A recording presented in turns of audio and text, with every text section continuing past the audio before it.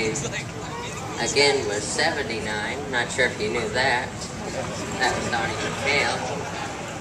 And with this new one, do you think this one will go down into the record books like the other two? And what do you think will be the outcome? Good question. Man, he's got some stats. I was going to say, wow, I'm impressed with the numbers. I mean, I don't know if it's going to match up quite to the 1979 or the very first Daytona 500, but I think it's going to be a very exciting race. I mean, you know, we've already seen here testing. I know in December we had bigger packs that were out there drafting. We did the tire tests, and when we come back here for the race, when we see large groups out there, you're going to just see how exciting this race is going to be, and it's going to be intense. It's going to be wild. There's going to be a lot of action. So I definitely think this is going to be one of the most entertaining Daytona 500s that we've ever had. So anytime it's that entertaining, I think whoever wins it is going to go down the record books. You go down the record books no matter what, you win a Daytona 500. So that's the cool thing. But if you can go down winning one, that's a great one. And this has the makings of being a great one, then I think that'd be pretty cool. All right, good question. Good question, thank you. All right, Missy, what's your name? Sydney, and what's your question? My question is for Jeff Gordon. Jeff, can I have your autograph? I thought you'd never ask. When you show up late, I guess. I guess so. All right. I thought I signed everybody here in the entire infield It's over there. weird. You were late because you were doing autographs. That's and yet, right. here we are again. All right, what's your name? Samuel. Samuel, what's your question? My question's for Jeff Gordon. Jeff, how many years have you been racing and how many years do you want to continue on? I want to continue on as long as I can. You know, I want to be competitive and have fun out there and stay healthy. So whatever that date is, hopefully it's a long time from now. But well, let's see. I mean, I've been in the Cup Series since '93. I guess really the end of '92. I ran one race, so I don't know what, 18 years or something like that. It's a long time. Long time I've been in the Cup Series, but. I've been racing since I was your age, so I think all of us have been. All of us started at a very young age, so we've been doing it a long time. Great question. Thank you. And, Greg Biffle, my sister thinks you rock. I think you rock too, Greg. You tell your sister she's right. All right, ma'am, what's your name? My name is Sue. And your question?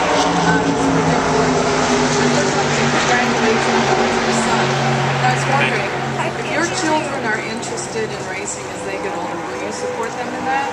Oh, absolutely.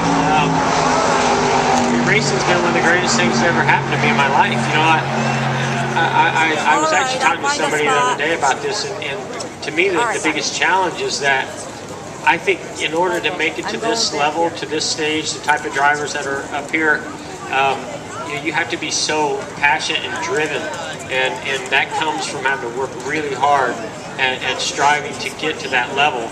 And it's really hard, I think, if you're growing up under the shadows of your father, and the resources will all be there for them to be able to get into good equipment and go drive race cars. And so I would certainly love to support them, but I don't know how you keep them driven and passionate as it takes, because I want to see them be successful.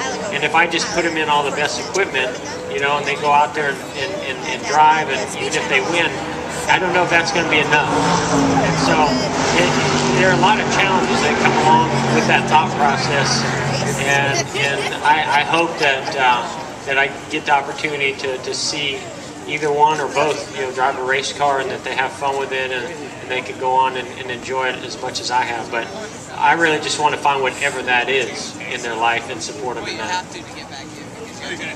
Great. Why, of course. Yeah, snuck that in. That was a hitchhiker right there is what we call that. Just hitchhiked right on with a good question. It's perfect. All right, what's your name? Adriana. Your question? Oh, there's two questions. For the guys that were here in December for the tire test, How was the track different from December to today? Any takers? Weren't you guys here? I wasn't here. I wasn't here. That's not me. That was an easy one. Yep, nobody was here. Okay. Well,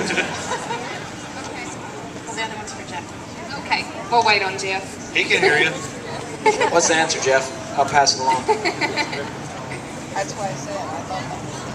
You couldn't do You two-car know, that's true. draft. He did talk to me about that a minute ago. He said that you couldn't do the two-car draft. The track was really slick and dirty, and the cars were moving around a lot. And now he's got his mic, so he can answer the rest of it. And the restrictor player is a little bit different, but I was pretty certain at that tire test there was no way we were going to be seeing two-car breakaways. I thought, because we were already wrecking as it was, so I didn't think anybody would be able to do it, but they proved me wrong in the last 2 days. All right, one more. Jeff, I wanted to know how you'd be able to get me a date with Junior. He said last night, Jeff, when he was here, that he's got a girlfriend. Right. Paused and said, "That's working out pretty well." So I'll probably keep her around. So you may be able to get out of that commitment there. Yeah, he's got a girlfriend. Yeah. You stick with that. We got time for one last question before we let these guys go. All right, one more question. What is your name? Scott. Scott, what's your question? One for Jeff Gordon. Have your autograph, please. Join me. You have to ask a question to get it, And sir. my question is, with this new thing with the 500 and 600, are any of you guys planning on doing it? With the Indianapolis 500 Oh, and the Charlotte 600? in one day. I don't think I could drive open wheel cars, so he can count me out on that one. We've got what, 3 or 4 guys total, Jeff? Honestly, I think that there are probably one guy, maybe 2 guys in our sport that can really even pull it off. Juan Pablo, I think, is number 1 because he drives for Ganassi. Ganassi has cars, good cars of both series, and you know, he drove an Indy car. And then Tony, and this is only recent because he's been working out and he's lost about 30 pounds, so now he can fit back in the open wheel car. Oh no, he told me that himself, so I don't think I'm digging on Tony. He would agree with me. And then he's the only other one I think that has the talent and the experience to do both. I mean, to me, it's about doing it with a chance to win, not just going and doing it. So I know I have no desire to do it whatsoever.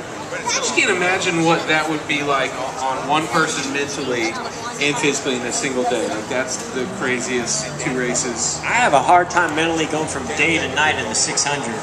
So I wouldn't even want to think about starting that process. I'm with you. Well, good question. Thank you guys for all the great questions tonight. Let's give all these guys a big hand for being here. Thank you guys for being here, making this all possible. And I hope to see everybody in just a few weeks when we're back.